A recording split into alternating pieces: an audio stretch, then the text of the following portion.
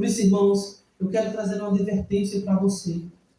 Não sejamos nós, irmãos, como os saduceus. Não selecionemos, irmãos, nas Escrituras Sagradas, aqueles textos que nos convêm. Sabe, aqueles textos que nós temos mais afinidade.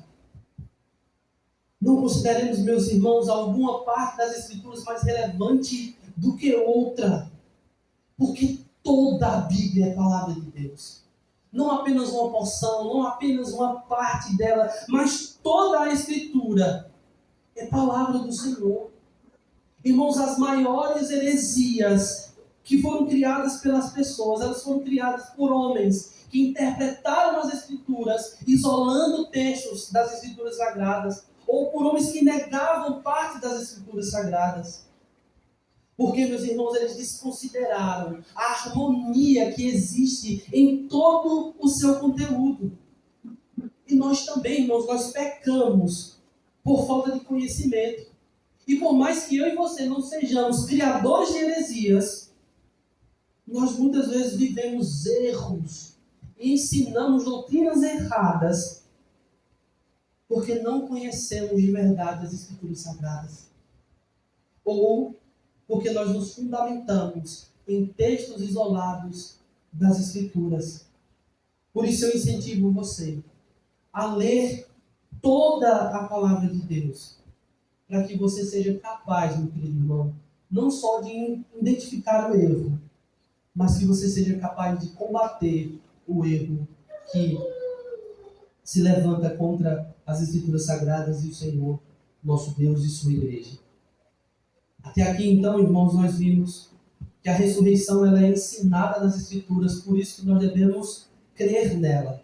Agora nós veremos que devemos crer na ressurreição, porque o nosso Deus é Deus de vivos e não de mortos. Volte seus olhos então para o texto, versículo número 26, que diz assim: quanto à ressurreição dos mortos, não tendes lido no livro de Moisés, no trecho referente à sarça, como Deus lhe falou: eu sou o Deus de Abraão, o Deus de Isaque e o Deus de Jacó. Ora, ele não é Deus de mortos, e sim de vivos. Laborais em grande erro. Marcos, então, irmãos, continua a relatar a resposta de Cristo e como ele desmonta a falsa crença dos saduceus com base na Torá. Por isso que Jesus, então, cita o texto de Êxodo, capítulo 3, versículo 6, para fundamentar a realidade da ressurreição. Em outras palavras, o Senhor Jesus está citando exatamente a parte das Escrituras que esses homens aceitavam como válidas e como verdadeira autoridade. Nesse texto, irmãos, a Torá afirma que o Senhor Deus é o Deus de Abraão, de Isaque e de Jacó. Ele não foi e nem será no passado ou no futuro. As Escrituras afirmam que ele é o Deus de Abraão, de Isaque e de Jacó. E eles fazem isso justamente em um tempo em que os patriarcas estavam mortos. Ou seja, indicando, meus queridos irmãos, com isso, que a existência contínua dos servos de Deus após a sua morte era verdadeira. Em outras palavras, meus irmãos, a doutrina da ressurreição está fundamentada na aliança que Deus estabeleceu com seus santos servos no passado. Essa aliança não se encerra com a morte dos patriarcas. Pelo contrário, irmãos, por serem beneficiados por essa aliança, hoje mesmo, eles ainda desfrutam de uma vida eterna ao lado do Pai.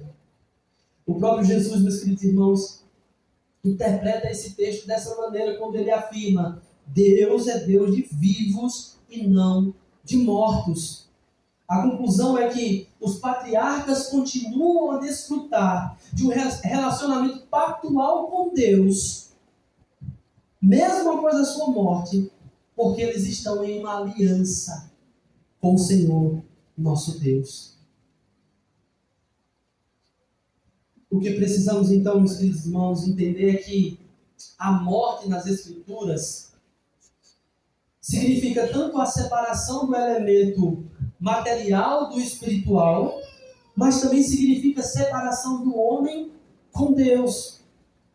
Por isso, irmãos, em um sentido, sim, os patriarcas estão mortos. Os seus corpos estão em estado de decomposição, eles jazem na sepultura. Porém, por causa da aliança, o seu espírito está com Deus nos céus. Eles não são como os ímpios, meus queridos irmãos, que quando morrem, perecem no inferno. Não, irmãos, eles são agraciados por Deus e por isso eles estão com Ele. As Escrituras falam, meus queridos irmãos, que Enoque andou com Deus e por isso foi tomado para junto dele. Elias foi trasladado para os céus. Jesus disse ao ladrão na cruz: hoje mesmo estarás comigo no paraíso.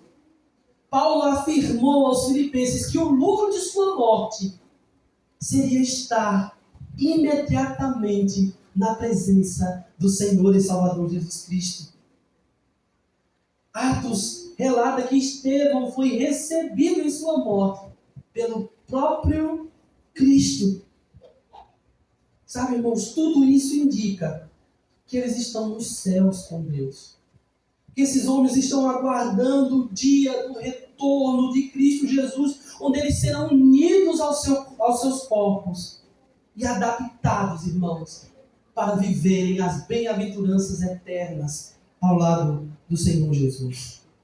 Jesus, então, irmãos, encerra a sua resposta indicando que os saduceus, os líderes do povo de Israel, que deveriam conhecer bem as Escrituras Sagradas, eles não falharam apenas em uma ocasião, ou seja, pontualmente, mas que eles viviam em grande erro por não conhecer as Escrituras em sua totalidade e, por isso, por não conhecer o poder de Deus.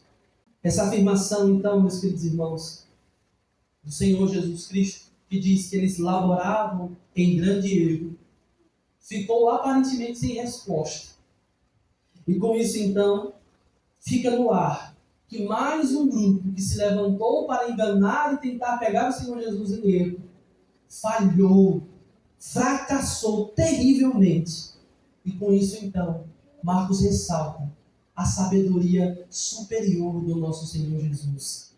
Que Ele, como Filho de Deus, é muito mais sábio, muito mais perfeito do que todos os líderes do povo de Israel. Diante disso, deixe-me então trazer mais uma aplicação para você, com base no que nós aprendemos até agora. Creia na ressurreição, porque Deus é Deus de vivos e não de mortos. Grave isso que eu vou falar agora. Preste bem atenção. Não há evangelho sem ressurreição.